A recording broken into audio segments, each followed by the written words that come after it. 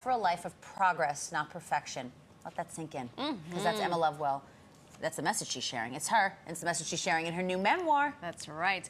If you don't know her, you've been living under a rock. She's a wellness expert and senior instructor at Peloton, known for her cycling, strength, and dance classes. You're about to use your energy, your strength, your passion, your magic. Sprinkle that magic in, whatever you do. Sprinkle the she's a real one. Yeah. For all these people who are like, you know what, those Peloton instructors are fit, but they're not doing it with us. They are so doing it with us. Emma's new memoir, Live, Learn, Lovewell, is out right now. Emma, thank you so much for joining us. Thank you so much for having me. We're so thrilled. We've just been chit-chatting like three gals. Non-stop. Everyone in here is just like, shut up already. I know. So tell us how, because we feel like we're friends of the family with Peloton. Peloton and New York Living go together like babies and rocking chairs. Babies and pacifiers. Babies and pacifiers. There it is. Thank you, Mariah. Tell us, for people who don't know, how you landed this gig at Peloton. Sure, and it's all in my book, so you'll have to read it. She did give you a little sneak She's going to give us a Cliff Notes version because it's good. Notes, right. Back in 2012, I was actually hired as a model / actress for a Kickstarter campaign for Peloton. Oh my so this is when Peloton was a baby company. I did the ad for them, and I was like, best of luck. Went on to, I had never heard of them, you know? And then I went on to teach fitness at a few other places, got all my certifications. And then I was really watching Peloton and how big it was getting and how successful they were. And so, you know, one day I was with my partner Dave, and I was like, oh, I should reach out. And he was like, just email the CEO. And I was like, Dave, who do you think I am? And, okay, Dave, thank you. But I took his advice. I emailed the CEO, who I had met at that Kickstarter photo shoot. So it wasn't, you know, it wasn't a cold call. It wasn't a cold call out of left field. Exactly. And he responded in 20 minutes, and he said, great, let's get you in for an audition. And he was like, I'll have Robin give you a call. Robin Arzón, please, the one and only. Totally. And so it was one step after the next, but it wasn't smooth. It wasn't just like, oh, I got the job right away. There was a lot of no's. There were a lot of taking chances, buying a flight to fly back to New York at the time to do the audition.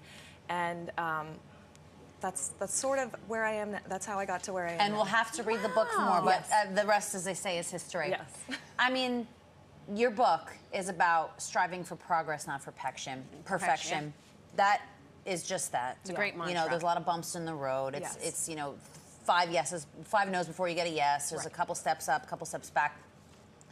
Having lived this life, at what point were you like, I got to turn this into a book, I'm going to write a memoir? Yeah, I mean, I always wanted to write a book since I was a kid, but I kind of thought that maybe when I was like 70 years old, I'd write a book. Thank God you didn't wait till you're 70, because she's only 21. Yeah, exactly. She's very beautiful, so, aging in reverse.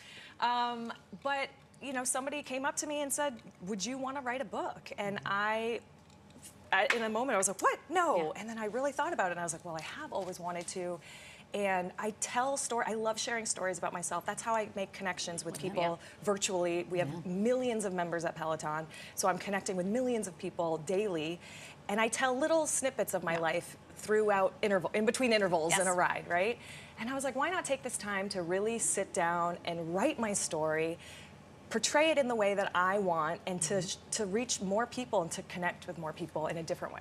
It is so incredibly true. It's like an audiobook, basically. And that's what I love about you specifically, is that I feel like I'm about to meet my maker. Yeah.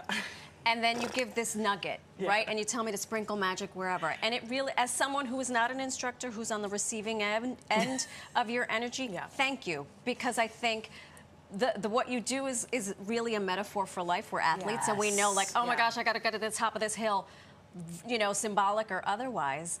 So thank you for doing that. And now it lives in perpetuity. I cannot wait to dig into this. We would be remiss if we did not say that we planned this perfectly for AAPI month. Yes. How does your heritage factor into your story? Yeah.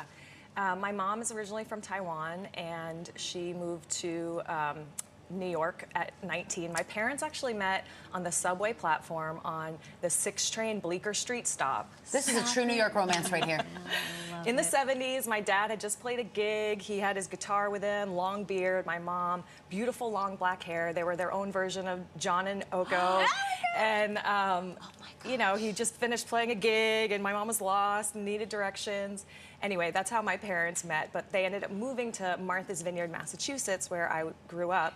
And it's a predominantly white community, and so I was definitely struggled a little bit, and I talk about this in my book, but just feeling like othered, not really knowing other mixed race kids, and always wondering, like, why is my mom so different? Why is our family so different? And so it took a long journey, and I'm still on that journey of self-acceptance and really just loving who I am, loving all parts of myself, sometimes feeling not Asian enough, not white enough, but then also just realizing I'm whole. Yeah, you're 100% and 100%. Exactly.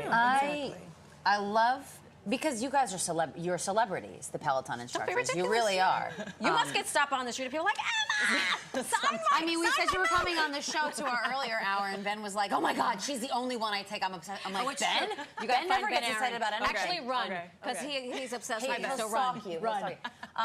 But I love it. I love that, you know, I'm like, celebrities are just like us, because we all have those feelings of less than, or the imposter syndrome or what have you.